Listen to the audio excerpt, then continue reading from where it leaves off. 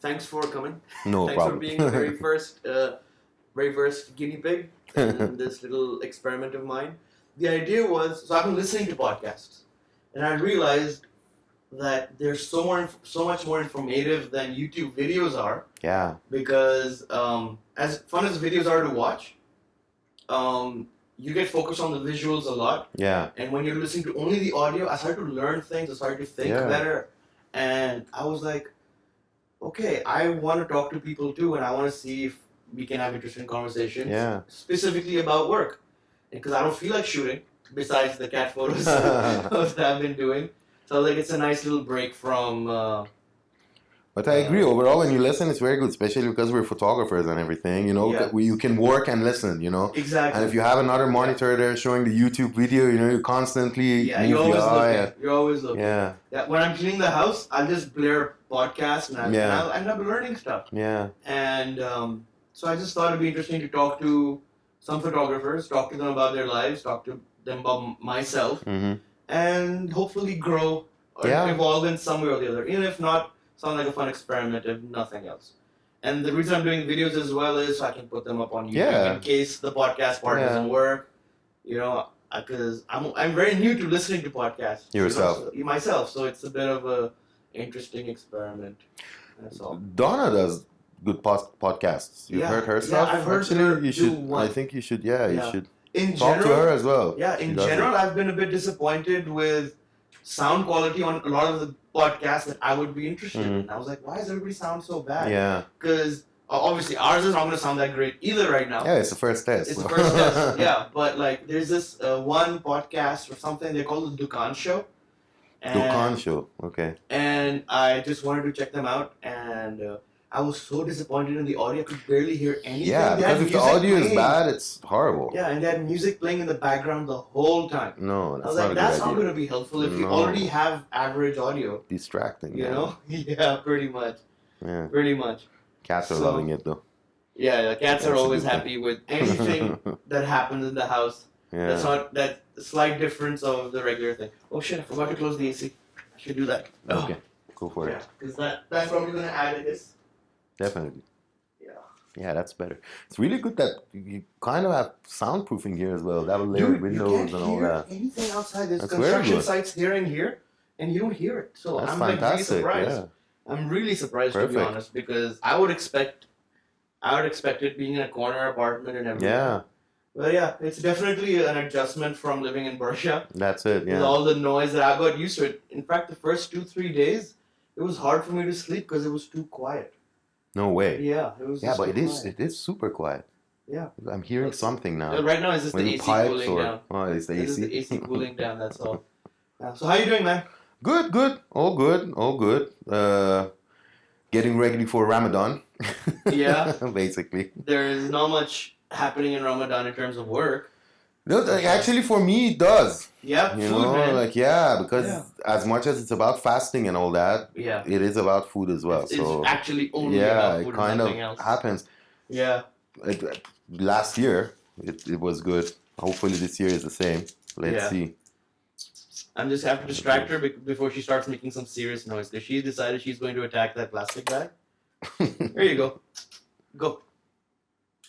Yeah, not interested. She only cares about the people here. Yeah. Oh no! And then, dude, she saw the dead rabbit thing, whatever it's called. Yeah, cat skin. The cat skin. Cat skin. Cat skin. That's what she's interested rabbit in. Skin, right cat skin. I don't know. I don't know. Yeah, I think it's cat hair or cat skin. Something skin. Yeah. Anyways, talking about food.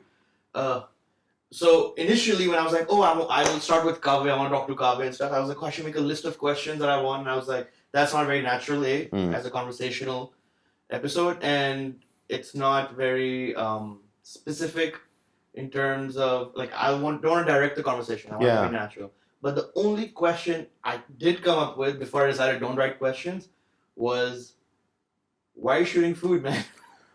Food. Okay, before we get into it, let me tell you a quick story. So I'm not sure how long ago this was. I have a really bad memory. I think 4 or 5 years ago. You and I were sitting in a room with David Hobby. Okay, yeah. All right. We were taking that little class, and he said, "Find your north." Yeah. And I was sitting right next to you. Yeah. And you wrote down like 3 things really quick, and you decided I felt like almost immediately you were like, I'm gonna shoot food. Yeah. This is before we shoot food. Yeah. Yeah, and you're like, I'm gonna shoot food. And I was like, oh, what's my north? What's the one thing I really want to specialize in focusing? And I was a bit of a mixed bag. I wanted to, like, I love portraiture. That's my real passion. I like fashion. I like shooting women. I like shooting beautiful women. Yeah. I like random people Who as well. doesn't? Yeah. Exactly. So I was like a bit mixed, but for you, it seemed like, oh, this looks like I'm gonna jump in there. Yeah. Why did you choose food?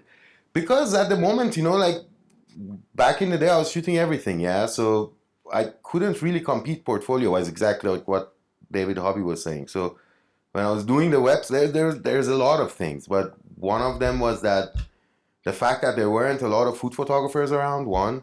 Yeah. And the second thing was that I like still life photography. It's easier for me. I can't very much handle people, not like you. I'm not that good with, talking to people and telling them to do poses and whatever. And with still life photography, you're kind of in control. You know, it's easier to light it. And so that was the thing I liked about it. Also the fact that because I worked with my wife, and she didn't have a job at that point as well, or she had a job, but she hated her job. So she's very creative too with her hands and all that. So it was something we could both focus on, and it worked out. You know what I mean? And again, my wife, she really likes to buy like dishes and flea markets and all that. Yeah. So for food photography, you need those kind of things, especially in a place like Dubai. Yeah. Everything is new, you know. So it was kind of hitting a couple of birds with one stone. A bunch of birds, I get it. I get that. Yeah, there wasn't much competition back in the day, and there were a lot of restaurants. It kind of seemed like the natural thing to get into. And when I started doing it, I started to like it more. Fair enough. Yeah. Have you developed the passion for it? Yeah, like I didn't at the beginning. Like it was just work for me. At the beginning, it was just like, let's shoot it, let's light it, let's whatever. And then when you dig into it, it's like everything else. You suddenly see other people who are doing it, and you're like, wow, like I never thought food photography can, play on my strings or anything like that. Yeah. But you see some people who really actually show the experience, not just food, like. They go into a restaurant, they show the atmosphere, they show the mood, they show the food, they like all of it together, and it's really cool. Like if I can shoot like that. Fair enough. Yeah. Fair enough. Because afterwards, I was thinking about you. This is like probably a year ago or something, and I was thinking about the David Hobby thing. Actually, I was like, North, because even now, after all these years, I've been doing this for I'm doing it 10 years, and you've been doing it longer than me, I think. Because I graduated 10 years ago. Yeah. So I've been shooting since just before I started shooting before graduating. Yeah. So commercially, and I was thinking, I was like, North. That word North, it still bugs me. Yeah. Because I don't exactly know what my North is. I love shooting cats, but not enough to abandon everything and shoot nothing but pets. Yeah. Even though they can develop anything into a but the thing is that the North thing is not like if you start focusing your portfolio on food, you shouldn't shoot anything else. You still shoot, you know what I mean? I really like when I travel, I really like to do some street photography and just landscapes and sometimes at home just shoot different things, some special effect work, whatever, you know what I mean? Yeah. I do all those stuff. Are you shooting stuff for fun? Yeah, of course. Yeah? Of course. And actually, it's interesting. Anyway, so I'll get to that. But it doesn't mean you have to do that. This is just your work that you show. And basically, you also push your equipment as a photographer. Yeah. You specialize your equipment as well. So you need to have less gear. Yeah. You know what I mean? Like, I don't have gear for shooting people. I don't have... I have, but like soft boxes with grids and whatnot, like that thing, or long, like huge strip boxes and stuff like that. Yeah. My stuff is different, like it's very much focused on, or like that heavy duty tripod that I have, You don't need that for shooting people. It's really for still life and precision. And, but that's what it comes down, what it comes down to, but you shoot those other stuff. And remember a couple of month ago there was this talk about this Unsplash, what's it called, that Unsplash. Website, and everybody was talking about it, that how can this be it, whatever, and it's going to destroy photography. I don't think so. What that's good for? What? That's good for actually to put these pictures, other pictures that you take, You know, it's your passion. And you can just put them there and other people can use it. Why not? You know? But dude, it's your profession. You don't want people to do it for free. I know, but look, there's a difference between free and whatnot. You know, like maybe it's just the field I'm in. Yeah. The thing about it is that even if I take pictures of food and gorgeous pictures of food and put it there, it's, you know, a restaurant in a hotel that needs pictures of their food, they can't use my picture, you know? Yeah. Honestly, you know, maybe it's just my field. Or like, for example, you do fashion. Yeah. Even if you put some fashion photos there, you know, if you put fashion, which I don't think you will, you put your other stuff, but if you even put fashion, a designer or someone like that can't actually use those shots for their own. Of course. You will still work. Yeah. You know what I mean? But I get that. There'll be some use of your other photography that never goes anywhere. It's just stacked up in our hard disks and we never do anything with it. You know what I mean? So I had the same idea initially. I was like, so many images, just hundreds and hundreds of gigs just sitting doing nothing. So what I started doing is, because I don't want anything for free to be used commercially, because they'll make money off the images, indirectly or directly, whatever it is. So I started uploading them on just one stock website for fun. Okay? And I was very disappointed in this world of stock in general anyway. I was like, I'm not making any money. What's the point of uploading? And then finally, one image, random photo of one of the cats, just started to generate some money. I've made nothing. I've made like $140 off that one photo. That's still good. But, you know, I was trying to get into a stock photo website, and it was quite complicated to get. You know, they want raw files and whatnot, and editing. And initially, the initial step is a real pain in the ass. And even after that, it's not worth it. I only did it because I had a week free, and I just made it a challenge. I need to you need to get into it. Because once they open you up and accept you, once they accept you as a contributor, then it gets a bit easier. Okay. And I just sometimes, even now, I think people are lying to me when they I make $4,000 a month on stock. I'm like, come on, man. Unless you shoot for stock, you know what I mean? You actually get models and you come up with an idea and go for it. And on the stock stuff, you find lists on the website. They'll tell you this is what people are demanding. They need photos of 5 eggs and somebody breaking one, for example. So then you go and you shoot that if you can. Yeah. So. But anyway, I don't know. I kind of never could. I never did it. I guess. It's not fun. No. Dude, I've only got, even now, not even 40 photos on my stock portfolio. And I'm only, and to make serious money off stock, you have to spread it. As in, you have to join all the stock websites that you can. But honestly, you see, like, for example, this is the thing I'm saying, you know, that the ridiculous one, the ridiculous concept was the one that you again posted, I think, a while ago, that come and shoot, and if the client wants, they'll pay. That's ridiculous. That is insane. That's like, come on, you know what I mean? Like, remember. That was come hilarious. on, you don't have this much confidence in your own work that you go, what the hell, you know? That was But like, hilarious. that's crazy. But like, for example, if this website is Unsplash, it's gonna send some traffic and it's gonna work for my SEO and whatnot, you know? Because I spend a lot of time on this SEO thing, you know? Because it's the most important thing, I guess. You know, you be up there, you know, to generate new leads. Easy Flash. Yeah, that's come ridiculous. on, you know. So like, look, so compare. Okay, so there's the Unsplash. There's another website that somebody just told me about called UPick. UPick. And UPick is the same idea. Hundreds and thousands of people are looking at your images, but they're not using them. They're just looking at them. Oh, okay.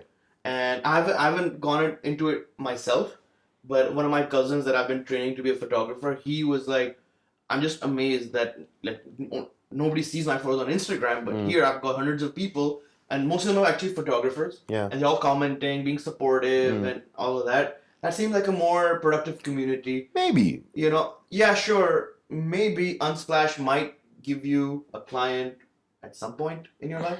Yeah, I don't think it's going to give me clients. I think it's just going to give me traffic. Traffic. On my website, which is very important. Link building and whatnot, you know what I mean? Which is a pain. You definitely have advanced. But anyway, back to the point of our conversation, it's the fact is that if you put a north for yourself and focus on one thing, it doesn't mean that you shouldn't shoot other things. You know what I mean? It's just a matter of you focusing on one aspect. And believe me, like, for example, you say food photography. Food photography itself has a lot. Like, you can even focus in food photography. True. You know, just do hotels. Just whatever, you know. And it's happening because at the moment here, the market is getting very saturated with food photographers. There's a lot. I noticed. Yeah, so no problem. Whatever, competition, all that. But the thing is that even here, I'm beginning to see that food photographers are finding their own styles and they're just doing a certain way or pushing into a certain field. So, you know what I mean? It's kind of... So do you think specialization is still the key to success as a commercial photographer? Yeah. You don't think generalizing is ever going to work? Fair enough. The more I look at the layout, I don't think so. You can't be great in all of it. You know what I mean? You need to kind of commercially, for yourself. Yeah, you can just be a great photographer and have an eye and catch the moment and whatnot. Yeah. We're talking about commercial photography. We're talking about a creative director coming and telling you, listen, this is what I want, and you're technically in charge of making that happen. Yeah. In that sense, I think if you specialize, you got a chance of getting more. Maybe you get less clients, but you get more money for those less clients. That's how I see it. That's how I see it. Sure. It takes time. Yeah. But so look, I've been doing this for 10 years, and I'm still not getting that calling to force the specialization. I can easily, and I have to an extent, but in the end, I just look at how much I need to make because these are the bills I need to pay. I'm like, oh, okay, so the fashion's not cutting it this month. Okay, so let's increase on the event, or okay, let's accept these 2 weddings, Yeah. And obviously we can keep doing that anyway, and that's fine. But to present yourself as a specialist, for me, at the moment, I can't believe it, but it's still a challenge. Yeah, it is the thing is that the trick is actually David Hobby was saying the same thing. This is off of his. That's the way he said, I guess, from what I remember. I learned this at that point, which is you show the work that you want to get, but you still accept everything. You can't just one day say, okay, I'm done. I'm just shooting fashion. You can't do that. You're gonna be hungry, man. You know what I mean? But you have a website. Even you can have 2 websites. One website that's showing your general work, and you start making another website and market it. Meanwhile, say your wedding photography, or your portrait photography. Something that there's demand for it, and you can become really good at it. Yeah. And you start little by little just showing that, and then the work will work itself out. The good thing about photography is that once you get one good shot and that goes in your portfolio, it's always there. Yeah, you know what I mean? You don't have to show everything that you've done, so, and it'll happen. The more you shoot, you're bound to get good shots, and your portfolio keeps getting better. Of course. Are you shooting a lot? You know what I mean? A lot portfolio work, or just in general, are you shooting a lot? Like work and portfolio for fun, anything? Like how often do you pick up the camera, man? How often I pick up the camera? My phone, actually, I got a new phone. I'm trying to shoot with that quite a bit, cool. Which is very nice because it's just there and you do it. How often? I don't know, maybe 7 days a month, but commercial work, just DSLR picking it up to go shoot outside, it's too big, man. It really is. It's just too big and it's scary and whatnot. You need a small. I have a little Fuji. Yeah. When I travel, I'm constantly shooting. Yeah, of course. Travel kind of inspires you to start getting that work done. For sure. Once in a while it happens when there's no business, we start with Medina and we push on portfolio and we start doing some crazy stuff and whatever, and it usually answers. That sounds like fun to me. But the good thing about it is that at the moment with my work, the 80% of the jobs I get, it's for me portfolio work because, I kind of like them, I kind of treat them as portfolio work, as like it's gonna be in my portfolio, just someone else is paying for it. You get beautiful work, chefs are cooking beautiful things. Yeah. It all comes down to, at the beginning, negotiate the job well so you have enough time to light it and style it and whatnot, Fair enough. You still get that, 15, 20 shots a day client, but you get more and more of those jobs that you actually want to do. Yeah. And it's interesting and you get nice work out of it. I don't know if that's what you're asking. In terms of shooting, 6, 7 days, 10 days. A month. Yeah, because I was always wondering about that. I was like, I just wish I was shooting more. But there's so much other stuff to do. Yeah, man. It's just, it's not just about shooting. You have to market yourself, Instagram, I don't know, SEO, client relationship, cashing checks, banking, company, this I've is got all. like 2 checks I need to cash. And Yeah, it's just you need to make all these things happen. Go pick up the check, go drop it, whatever, a lot on marketing, that aspect of it. It's crazy, just constantly come up with content and pushing it out there. So Google ads, whatnot, all these things. Happy with Google ads? I'm still not doing it yet because I'm actually taking a break. I'm taking a sabbatical. It's good. Started about 2 weeks ago, I guess. 3 weeks ago, I decided, you know what? Just close the tap. Stop telling people I'm not available anymore, even though I technically am. So I can gauge what I want to do. Because look, 10 years just passed me, man. Yeah. They just went boom. Yeah. 10 years, and I was like, I have so many photos. What do I do with all of this? Yeah. So I wanted to start organizing everything. Even though I'm relatively organized, I want to recalibrate, start deleting stuff I know I will never. And I did that recently. I went through I started deleting raw files of my. Yeah, that's the one. Forget about it, man. Forget. I have raw files from 8 years ago from shoots. Yeah, man. And what happened was that I started because I ran out of space again. Yeah. And I have 8 hard disks. You know what I mean? And and I was like, why am I keeping all this? And I got rid of the raw files till last year. Yeah. 2 years ago. I just got rid of them. And man, I have one 3 terabyte hard disk that has my everything on it. That's what I want. I put 2 of the other ones to just back this up constantly, with the time machine. Yeah, yeah. And I'm like, oh my God, I'm scared of the time machine, man, because it fucked me once so bad. Really? Yeah, it was my fault because I was using a Drobo and the Drobo was full. And I was using time machine to back it up. And I was traveling and I had this massive project that I had done, a video project. It was stupid large. It was 50 gigs or no, it was huge. I don't even remember, but the time machine was trying to back it up and the Drobo was full. It just messed the whole Drobo up. No way. Just destroyed it. Even now, I've probably got about 40, 50 gigs that I haven't been able to access. Or crazy. Able to get you lost files. Yeah, it happened as well. I lost once. I lost one of my hard disks, and I didn't have a backup. I messed up, man. And work is lost. I lost, and I had a lot of stuff. I had all my branding and what is my main, go-to hard disk. And it just started going, that click of death, there's nothing you can do about it. What hard drives are you using company-wise? I have Seagate. Yeah, same here. Seagates, they're quite good. I'm pretty much exclusively doing Seagates. Yeah, Seagates are quite good. Cheap. You can keep rotating them. Yeah, the one that died on me was Western Digital. Yeah, even by the way, they're all the same shit. I know in the end they're the same. Just Western Digital was the unlucky one, but I'm using Seagate and quite happy with them. It's not the hard disk I have are a bit slow, but it's just for backup. Fair enough. You know what I mean? It's okay. I've got these 2 Seagates. They're you have to plug it in on power. Yeah, mine are the same. But they're 4 terabytes, so I'm into. Yeah, I don't have Drobo. I always wanted to get one of those. You're not using yours anymore? Dude, gone? Because it's gone? the stuff is still in there. You can't. I just don't want to format it. I don't want to start completely new because it just scares me. All I have to do is buy 4 more hard drives and just restart. Just restart. And I can do that. But I just, psychologically I've got this idea that maybe... expensive as well. Yeah. And maybe at some point I will try to get those few files again. Yeah. So yeah, I'm planning... So basically this idea of a sabbatical is to back up everything, take my time doing it, get rid of the things that I don't want anymore in my life, reduce the clutter. Yeah.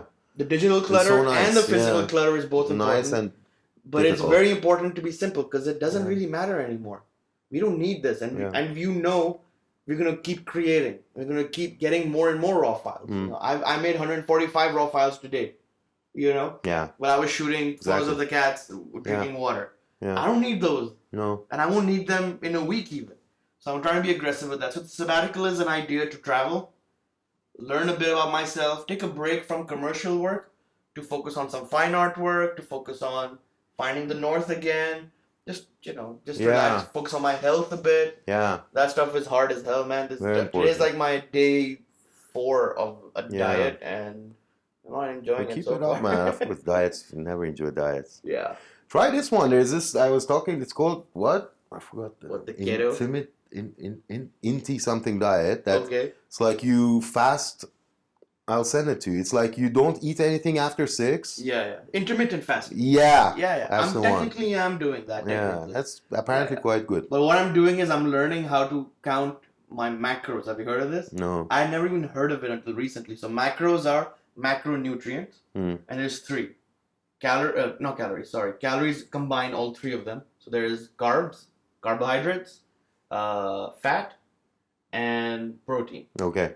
You need to eat all 3 of these things. Yes. And you have to have a balanced diet. Okay. Yeah, I know. I've seen the charts. Exactly. And all so that. if you cut off carbs, you're fucked because you need energy, and carbs are the ones that give you energy. I know. So you have basically eat correct. You know what I mean? And balance these 3. Stop eating junk food. And actually learn how to balance it. So I'm measuring food. I'm like really trying to learn how to do this. Anyways, we're going off topic a little bit. Keep it up, yeah. Yeah. So let me just check if we're still recording. Yeah, check. I had stopped recording. Press. Yeah. But it's both of them shoot. Yeah. That one had stopped when I checked before. Oh yeah? Yeah. Which is okay. They're recording now? Yeah. Okay. Yeah. So there's another thing I wanted to ask you. How's Medina? Good. How's it going with you guys working together?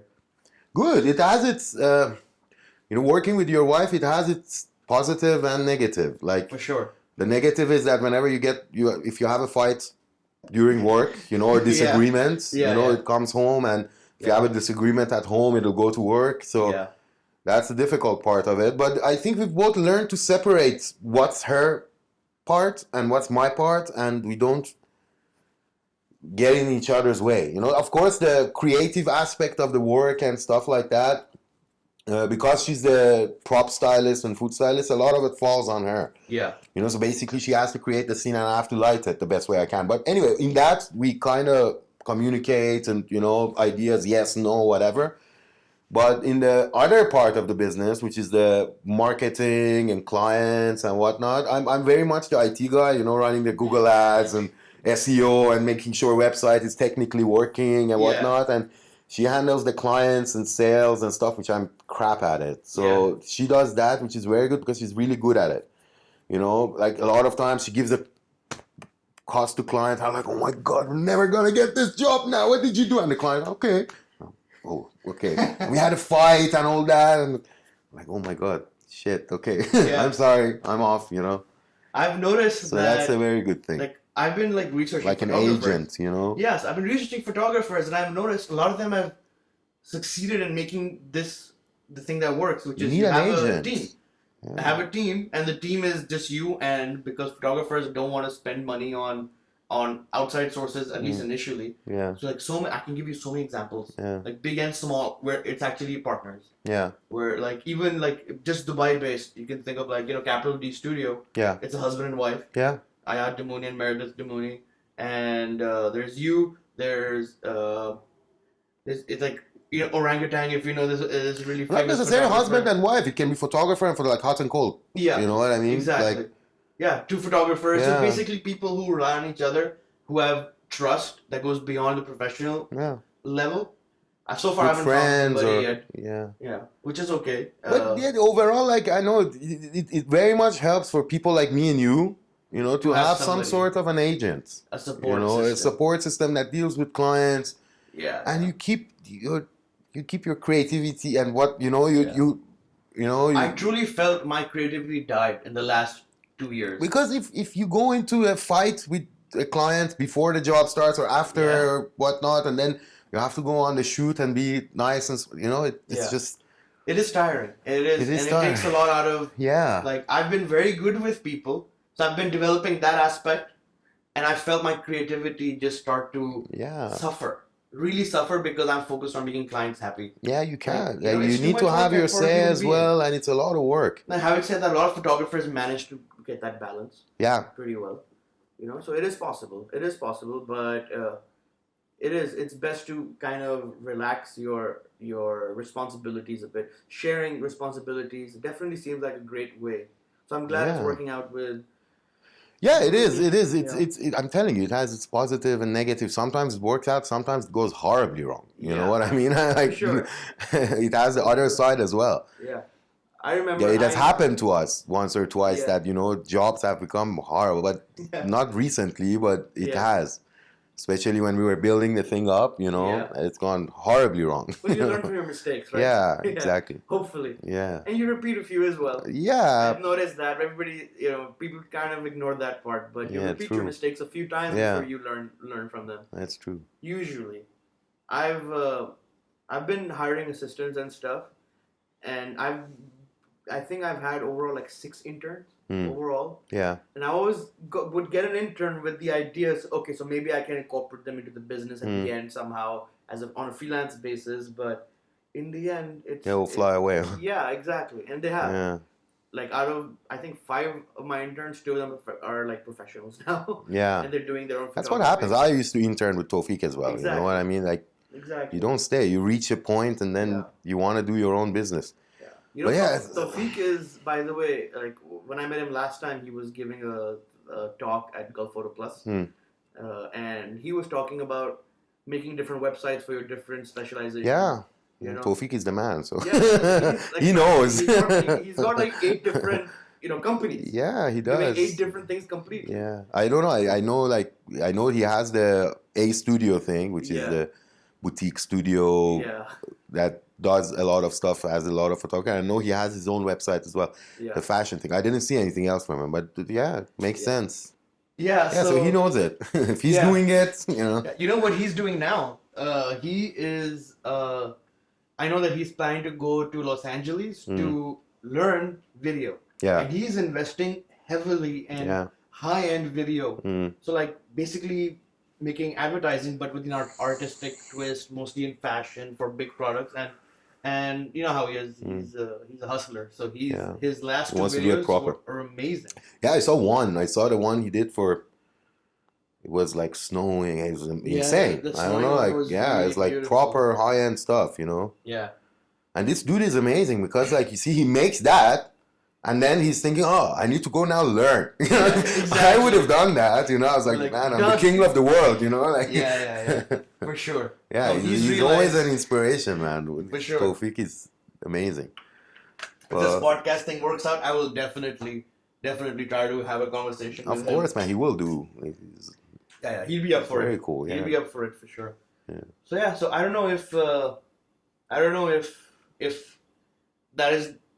I have no idea what direction I'm going to go right now, and I'm okay with that. Yeah, taking a 4 months sabbatical. 4 months. It's the right time to do it. Summer is always slow for me. Yeah. Anyway, I'm gonna travel.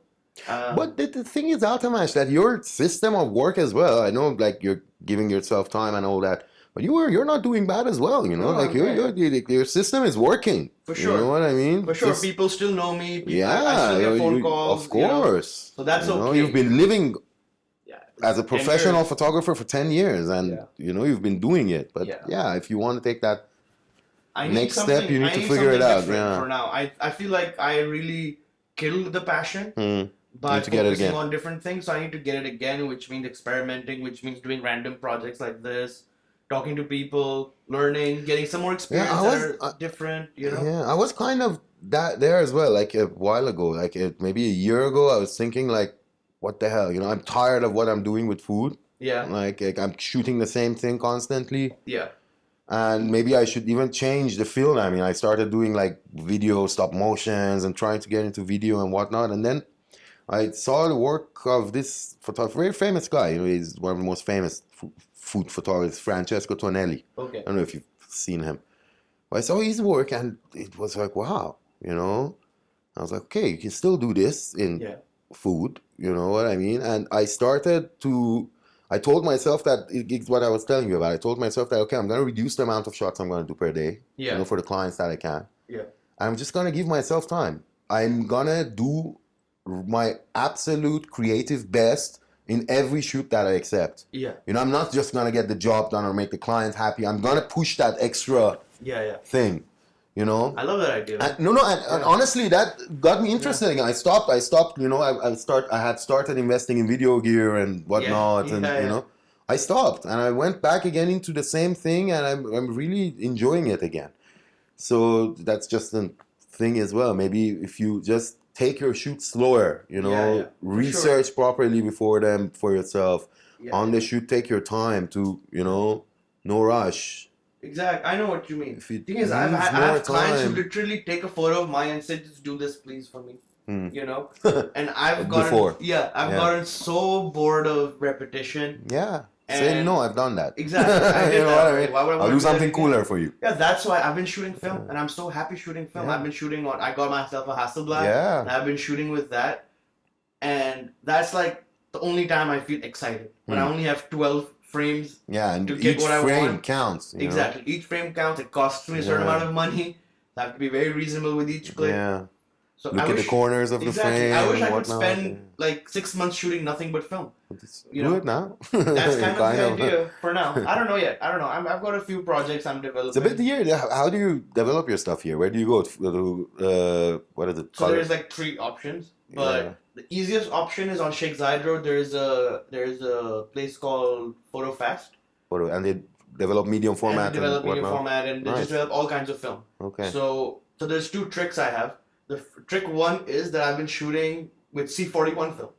Okay, I don't know what that is. C41 is basic. There's 2 types of film. There's the regular film, like the ones we used to use, which is black and white. You have to manually wash and develop those films. C41 is machine? C41 is machine. Oh, I know about those. Exactly. Yeah. So what you do is that I just shoot C41, I just give it to them, and they just give it back to me within an hour and a half. Okay. And so that part... Is it good? Is it as good? Pretty decent. Pretty decent. I mean... Developing it yourself is much more satisfying. I've got all the developing gear. But you need space and all that. You need space for that. Well, developing, you don't need space. You just need a bathroom. Developing the printing. Picture. The printing. Printing, you need space. So I've got all the developing gear now. And I borrowed some film chemicals. I developed one, I didn't come out. Oh, yeah. So I was like, you know what? Maybe I'm not ready to develop in the bathroom yet. Yeah. And you can give them those as well.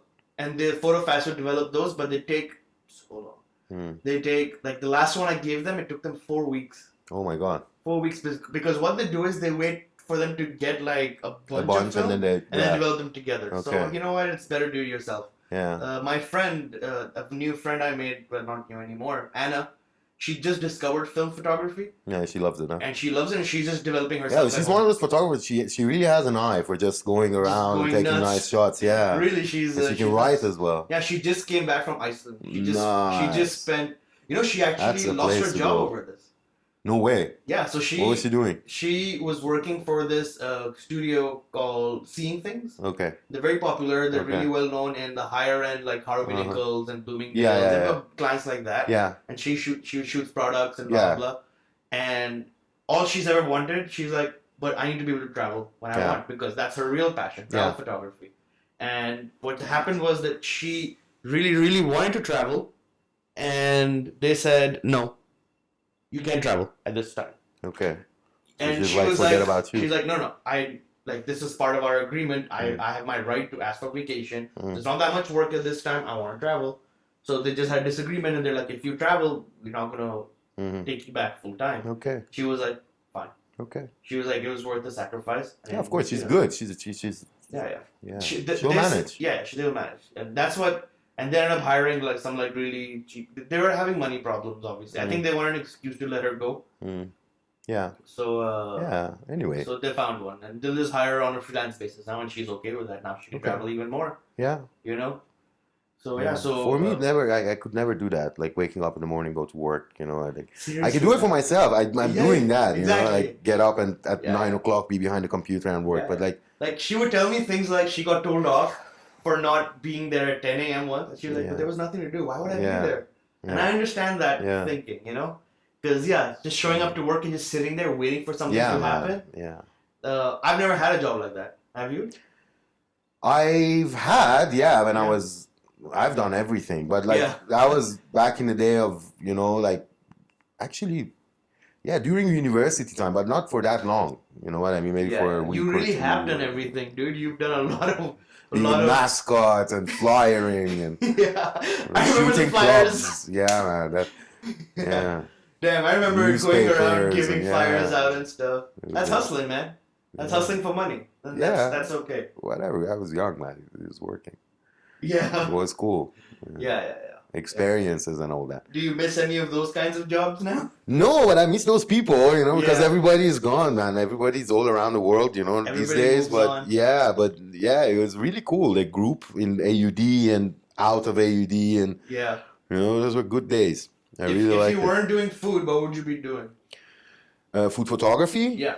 I would be. I would have become an animator. Oh, yeah. Animation, like After Effects and that stuff like that. I really like it. I really enjoy that too. Yeah. It's magic, like stop motion. I love doing stop motion stuff. It's just magical. It really is a lot of fun, especially when you see the result at the end. It is something satisfying about seeing an doing end that. result. Yeah, and obviously everybody wants to be a travel photographer. Like because. Someone like Anna, she has it, she can write, and I don't have any of that, but just, it's a very nice job to have, you travel and you take pictures and you write, at least as I see it, but and you specialize that in would that have been again. very nice, but I would never get into it because I can't write, I can't. You need, there's a certain level of personality you need. You need to be cool with people, and, you need to introduce yourself, Anna was just standing there, and she, at Al Circle, and she's like, hi. I was like, there you go. I would random never person saying do hi that. to me. Hello, how are you? And we just started talking, and that was it. I would never talked do that. Twice, and then became friends.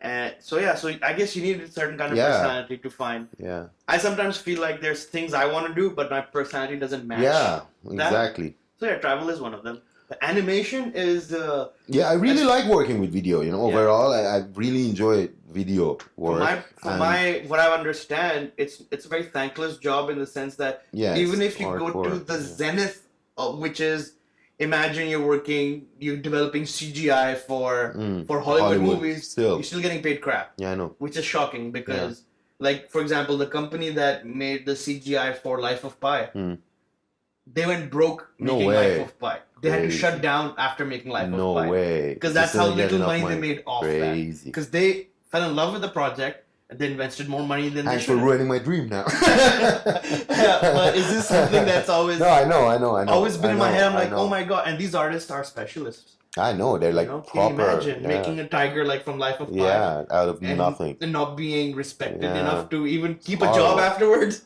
So that's probably one of the most disappointing. Yeah, either that, either animation, or I might have take music more seriously as well. That's something as well. I would have do that. I would have do that as well. That's really cool. Because if you asked me 4 or 5 years ago, what's Kaveh's north, I would have said music. Yeah, so he's obviously going to be a music photographer. Yeah, whatever. Yeah. And how come you didn't do that? How come you didn't start photographing bands and staying in the music field? Because I was playing, so I don't know. It would have been the other way around. Yeah. No, but taking pictures of musicians and gigs and stuff, I don't find that very interesting, especially in Dubai, because you have 2 venues and the same bands keep playing. There are 4, 5, 10 angles, and you might one day go on stage and take one from the back. That's it, And it's in the end of the day, and it goes against that thing that I like in photography, to be in control. If you're absolutely not in control, you know what I mean, when you're doing, fair enough. Which is cool, Happy accidents happen and whatnot. But, I do enjoy the happy accidents part. Yeah. That's why I don't. You're quite good at it, overall in this kind of, you have the eye, and that's why you do so good in weddings and even your event work. When you do it, it's really good. But sometimes I think maybe my specialization would be weddings, but you're very good at it. The amount of physical labor involved in weddings. You need a team. You know what I mean? The thing is, if I don't know, I haven't done much weddings, but. From what I know, what I would have done is that you have the portfolio. Obviously, you can specialize in it now, and you can put it up, and you will. But you need to have two at least other photographers and an assistant. And then you can cover it and have a videographer as well, and pay all those guys and just have a team. Yeah. I don't want a team. So there you go. So that's not a good. That's why it's not a specializing thing, unless you sell yourself as this special guy who comes and takes artistic photos and I've done that. I did that the second for that photographer. Iranian wedding. Remember that's what I kind of did. And they were so happy with what you took worked. Because they had a team. Yeah, they had a massive team. They loved your work, man. They were like, And I did another one. I shot one in January. Yeah. In Pakistan. But this is what it means having a team, Altamash. You get other photographers to do all that thing. Yeah, exactly. You know, just do the regular thing. And you get paid for them as well. Yeah, true. You know, and on the other, and you just go there with your Leica and just take nice pictures of people. Exactly. That sounds wonderful. Shoot on your Hasselblad. I don't know. You know what I mean? Start doing stuff like that. I came up with a phrase for that. It's called the guest art photographer. So hire me as a guest with a camera, basically. I'm just a guest hanging around talking to people because I do have a knack for immersing myself into weddings. Yeah. Becoming friends with everybody fast. I did that once and I got so drunk, man. I got crazy. I don't have that. That is a side effect. Yeah, I know. No, but it was too much. The last one I went, I had similar issues. Yeah, like I guess I got too immersed, you know, in the experience. So, yeah. I get that, and that's okay, man. That's okay. Yeah. Fair enough. But yeah, you're really good at that, dude. You're really good at in a lot of things, fashion as well. I know. It's just right now, honestly, the world of photography feels interesting to me, but the act of creating commercial packages for people. Okay, so here's an offer of food, or here's an offer for portraits. Even the thing that I truly have a passion for, which shooting animals, like pets. Yeah. Even that has been such a strange. Like, I've been avoiding it. By the way, I've got like 10 people waiting for me to shoot their animals, and they're willing to pay me. Yeah, when they'll do it. And there's something blocking me, and I don't know what it is. Okay. So I need to discover what that block is. Okay. 2 years ago, I've been like, dive in so hard. I would have had packages. I would have had, full everything ready, different setups. So I'm not sure what it is. So that's why I'm taking a bit of a breath to That's good. see why it is that I didn't jump into it. Yeah. I still shoot one or two here and there. I'm most likely, I've kind of accepted one in mid-June. Just Cat's birthday. Why not? Can you believe that? Cat's I'm going to shoot birthday. a fucking cat's birthday. Nice. I should suggest that to my friends. Like Mehdi and Atina. A cat's birthday. So we're going to do like a studio setup. Nice. I'll go to their house with a small background and we'll shoot a cat. We'll shoot a cat birthday. So what happened? You got both cats? It's actually a custody battle in place at the moment. Okay. Well, because Walid is in London, right? Yeah, they stay with me for now. Yeah. Walid wants to do every 2 months. Okay. He wants it's gonna to be go hard back on the and cats, forth. though. And that's what my argument is. It's not good for the cats, number one. And number two, he's got a cat already. He's got the third one. The third one hates these two. Okay. And these two kick the shit out of her. So they can't be together. Yeah, man. So they need to stay here. Yeah. They need to stay away from each other. Yeah, Walid can come and spend time with them on the weekends. And he has come here, by the way. He's come just to meet the cats. Yeah. He's like, hey, I'm coming over to see the cat. I'm like, yeah. Sure. So far that's the thing, but I think at some point we're gonna have to. Oh, no, that's not it. That's just my hard drive. At some point we're gonna have to come up with a better solution. Yeah, come on. So for example, I'm gonna be traveling for like about 3 or 4 weeks. So what's gonna happen then? Is he gonna keep them here? Is he gonna take them there? Yeah. He's gonna come and visit them here every day. That sounds like a lot of work for somebody who has a full-time job. Yeah. You know. It's difficult having pets. This is the. It is one of the issues. But, yeah. But I'm glad. Like sometimes, especially now, I'm living in a studio with cats. I'm like, fuck. Yeah, sometimes I wake up in the morning with a cat sitting on my throat, and I was like, oh, maybe it would be nice not to have cats. But overall, I'm glad to have them. Yeah. Overall, they've given me more. They're like a great support system. Yeah. Great entertainment system. Yeah, they're awesome, man. Cats are really cool. Especially these two I've been blessed with because they have good personalities. Yeah. And they're good looking as well, considering they're from the streets. Yeah. Literally from the streets. Yeah, they look really good. Yeah, beautiful for cats. street cats, they're good. There was another thing I wanted to ask you, but how do you feed them? Wet food or dry food or mix? Mix. Dry food in general. Yeah. And once in a while. But for the guy, about a year ago, not even a year, 6 months ago, I noticed he was getting thin. And I was like, maybe I should give him some wet food. Yeah. And I gave him once, and he got obsessed. Yeah, my cat as well. He is begging for wet food every night. Yeah. So I'm feeding him now wet food 4 times a week almost. Yeah, I'm doing like 3 times a week, 4 times a week with my cat as well. Because I used to give him the dry food he was having wasn't that good, I guess, Whiskas, So now I'm getting Royal Canin and stuff. I'm hoping that Royal Canin is a bit better. That's the savory one, I just bought it today. I'm hoping he'll like it. Purina also has decent ones. I use Royal Canin though because the female one, when they were younger, they were obsessed with wet food. All of them. When they were they younger, love wet food. They loved it. Tuna, especially. I was just giving them tuna. Yeah. And she would go nuts. She would like start yelling, freaking out, eat it as fast as she can. And suddenly, like, I don't know, maybe 2 or 3 years ago, she would do the same reaction when she would even see the can. She would go crazy, yelling and yelling. You'd open it, she'd yell, and you put it down. She just smells it and then walks away. Crazy. She just doesn't eat it. Insane. And I've been experimenting any brand I can find. Tuna. Anything. Wet Not food. just tuna, wet food. She just won't eat anything but her bloody dry biscuits. Crazy. She's obsessed with it. And on the other hand, now this guy, the male, anything. He will eat anything that's wet. He ate half of my burger, like the meat patty, because I had taken I got a Whopper and I had like 2 of them. And I was like, I don't want to eat 2. I just put one on the side. He just attacked it and started eating it. He ate half of it. He'll eat anything. I've been giving him like rabbit, veal. Nice. And he is like every day excited about the life in wet food. Yeah. But I don't know why the female just will not eat wet food anymore. And it's the strangest thing because she was the one who was obsessed with it. So it's like the weirdest thing on earth. Yeah. That she just suddenly doesn't seem interested in wet food. So yeah. So maybe I should call this podcast Cats and Photography.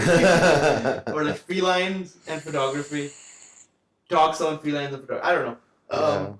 So I came up with the separate blog and I started calling it Alt Control Escape. Yeah, that's very cool. I love the name. Yeah, so I should very probably, creative. Yeah, so I should probably keep it the same. Wooly started to make fun of me on it because he's like, you know that the acronym is actually ACE? So it's like Ace Hardware. Yeah, oh my god. So do you sell photography and furnishings? Walid, man, it's too smart. And he almost ruined it for me. Okay. Yeah. So I'm not investing on YouTube. I'm doing it for fun. Becoming a YouTuber, yeah, man, that's you don't have to. Because that's what like you know who's become a YouTuber? Who? Will Smith. Really? Will Smith has Why? become a YouTuber. Nothing else to do. He's alright. He's doing okay, obviously, financially. But I think he realized he wants to be relevant again. Yeah. Because his last 2-3 movies didn't do that well. No. Compared to how he has been doing over the years. I know. Literally, he's a guaranteed number 1 hit. Yeah. So I don't know why. He just started making YouTube videos. Yeah, and they're interesting for him, so I guess. good. Yeah, I know. I saw 1 or 2 posts on Facebook actually off of his things, and they were quite funny. He was talking, and you know. Yeah, he's talking about vlogging. Yeah. He's vlogging. Yeah. He's literally recording himself just hanging out. Yeah, because he's a funny guy as well. You know, Exactly. it's Will Smith, man. Will Smith. You know, he can. He's funny. You know, even the movies that he played that didn't do well, they were serious stuff, and seriously, you know, I think one of the funniest things I've seen. He's just funny. Yeah, he had this thing where he went on Amazon and bought like a bunch of vlogging gear. Oh yeah. And then he bought this really stupid thing that you wear on your waist, and it's like a camera that points towards you, and you run around. So he's having fun. Yeah. He's having fun. So, and I was like, dude, if Will Smith at this day and age can be like, you know what, I want to try something new. Yeah. I'm gonna start vlogging. Yeah. I was like, that's almost inspiring. It's almost. Yeah, of course. You know, it's cool. It's like you gotta. Whatever gets it going, man. In the end of the day, you need inspirations and whatnot. Yeah. And you have to keep creating. Yeah. And YouTube is an excuse to create, for sure. That's right. Yeah. I was initially more interested not in YouTube, but I don't know if you've heard of this company called Hit Record. No. You know the actor Joseph Gordon-Levitt? No. I might have. I don't I'm sure know you the know name. man. Yeah, have you seen The Third Rock from the Sun? Yeah. The short, the guy with the long hair, the kid. Oh yeah. I love him. He's in Inception. He's very cool. I know him. He was in Hasher and exactly. That guy. Yeah. Joseph Gordon-Levitt. He created a company called Hit Record. Okay. And you basically sign up as a contributor. Mm-hmm. So what do? You, for example, you have your passion in animation. You're like, okay, I want to animate things. So literally, there'll be like a poet who says, hey, I make a beautiful poet. Does anybody want to help me animate a video for this? Then people just start collaborating. Yeah, nice. And just random artists start doing that, and you can just upload stuff, and people can just use it in their project, and they'll credit you. So you can just upload a random bunch of cartoons that you make, and then somebody might end up using them. And I found that much more interesting than YouTube initially. But that's something like Unsplash, no? Sort of the same kind of concept. But it's communal. Yeah. And you collaboration. Get paid if it makes money. Oh, really? You get paid if it makes money. Hit Record gives you. Okay, gives you something. They'd be like, hey, is anybody available to do some work on audio fixing or make some music for this movie. That's interesting. I should check it out, actually. Yeah, hit record. I joined it, but I don't know what happened. There's so much noise. Yeah. There's so much noise online. Yeah. That I just kind of get distracted. So initially, I was like, I'll do hit record and not YouTube. But then there's something about YouTube that is... Man, YouTube is popular. It's a search engine, you know. I live on YouTube. Yeah, and I'm YouTube on YouTube is constantly. content. That's actually where I listen to podcasts, by the way. I listen to podcasts on YouTube. Yeah, me too, because it's easier. Yeah, it's easier. You know what I mean? You get more options, you know. And you just watch it while you work. It's awesome. Pretty much, yeah. I always have it open all the time. Yeah. And I've got look, this is all the podcasts that you want to watch. Yeah, it's the podcasts and music. So like literally, this is like the Tool. This is a Perfect Circle. More Tool. Placebo. Well, you're in a Tool phase, huh? Yeah, and it just keeps going. Yeah, I had a small Tool phase, and then Radiohead, and it just keeps going and going, and like different things, and then my favorites. So depending on my mood, I'll just find the tab I'm interested in. Did you listen to the new Perfect Circle thing? Yeah. You liked it? Yeah, not bad. Not bad, I have to give it more time I think so. grow on me. Yeah. But I did like it, actually. Actually, talking about YouTube, recently, because of YouTube, I had a Oasis phase. Oh. You know what I mean? I started looking, you get into videos and mess ups and this and shows and whatnot. I know that's it.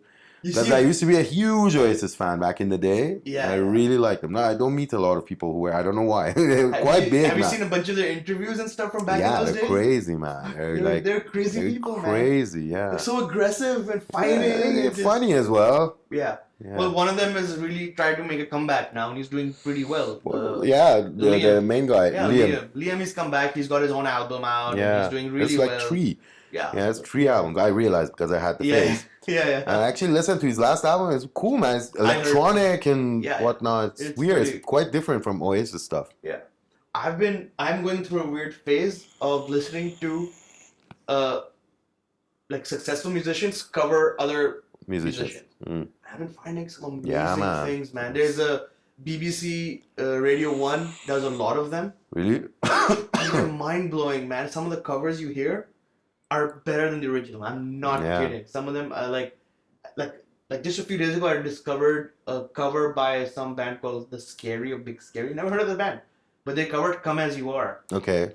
And you're not supposed to cover Nirvana. It's a dangerous thing. Dangerous territory, This was stunning. Yeah. Absolutely beautiful cover. Yeah. And in general, I've been listening to a lot of, and it's like, and basically reinterpretation of songs I love already. Yeah. I just enjoy it so much, and I never liked it before growing up. Like, oh, what are you doing? You're talking about covers of Nirvana. I don't know if you know Jay Wood. You know Jay Wood here. He's great guitarist here. He's Lebanese. He did a very good cover of the Come As You. I think he did Come As You Are.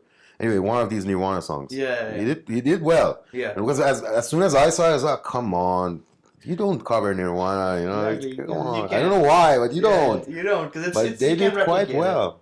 Because either you have to replicate it exactly as it is, or then you it's just ruin a it. cheap imitation. Might as well listen to the original, or you make it your own. Yeah, it's pretty hard. He did quite well.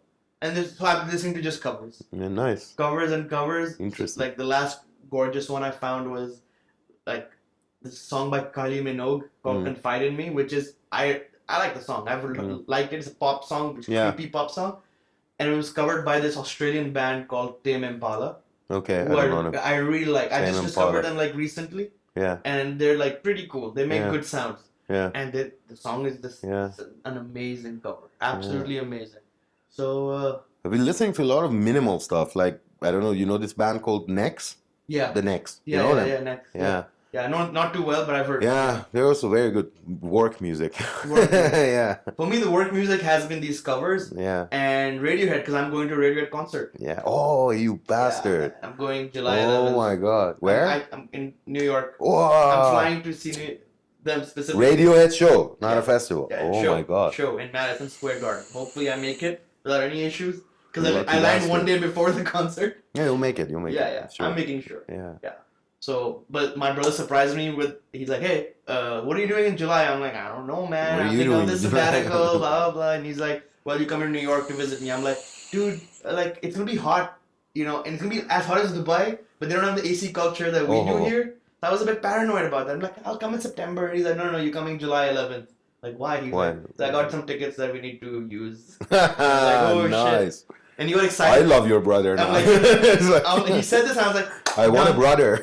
Done, man, done. Crazy. And then he comes back, he's like, okay, I got more tickets. I'm like, for what? He's like, Arctic Monkeys. I'm like, all right. Oh, perfect. Nice. So I was like, I love Arctic I checked Monkeys. online.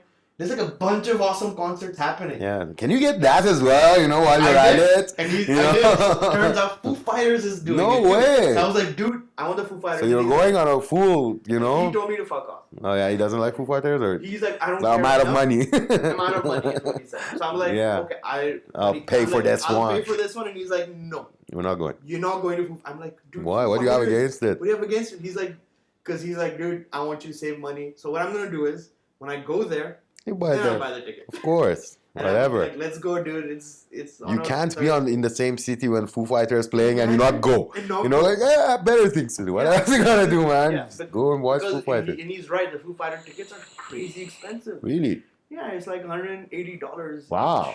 $180. Yeah. Okay, so What's available? What's available? Okay.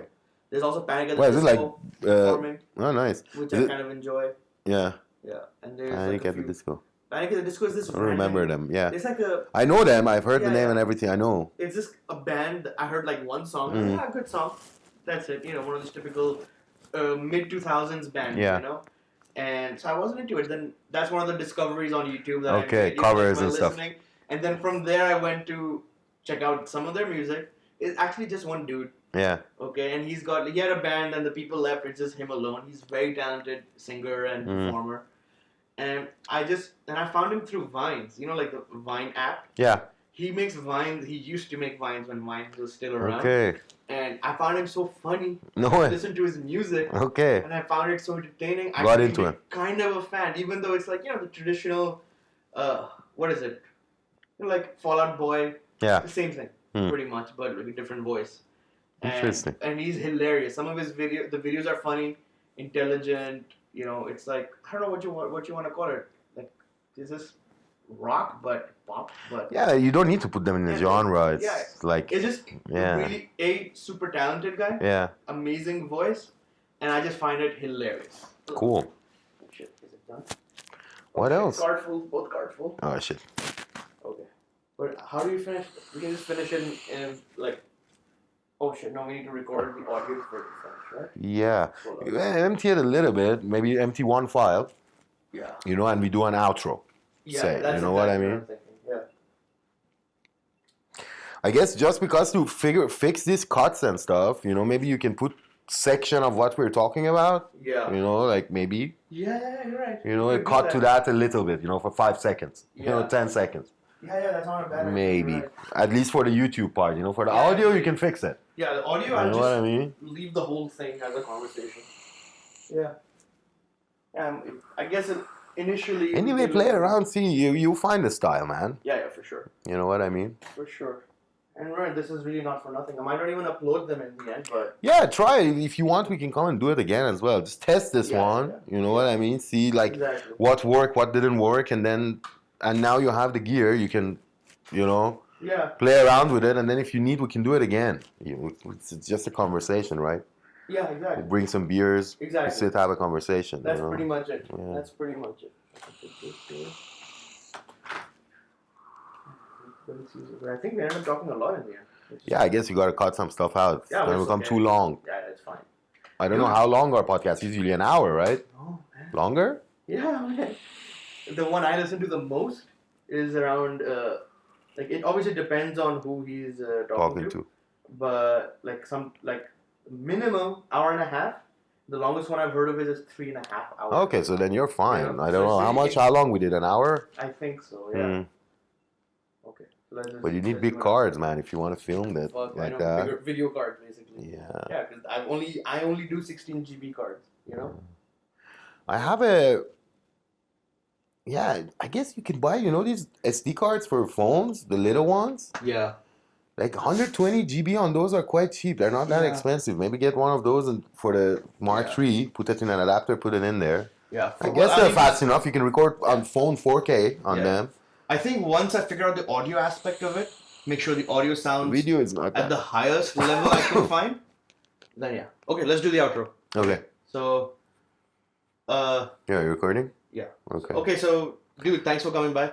No problem, man. Thanks Anytime. for being my guinea pig, my experiment, and we'll do this again. Yeah, for sure. When Best of luck. when I have a better setup, when I've got more experience in talking and directing conversation. Yeah, we did quite well. I think we could have gone on for another 2 hours as well so. if you We would could have. have just kept talking and talking. Yeah. So yeah, It's thanks fun, a lot, man. Thank you. Thank you. No, we'll talk more. Karen, best of luck, man. Yeah. Make it happen. Yeah, I will try. All Just right. for fun.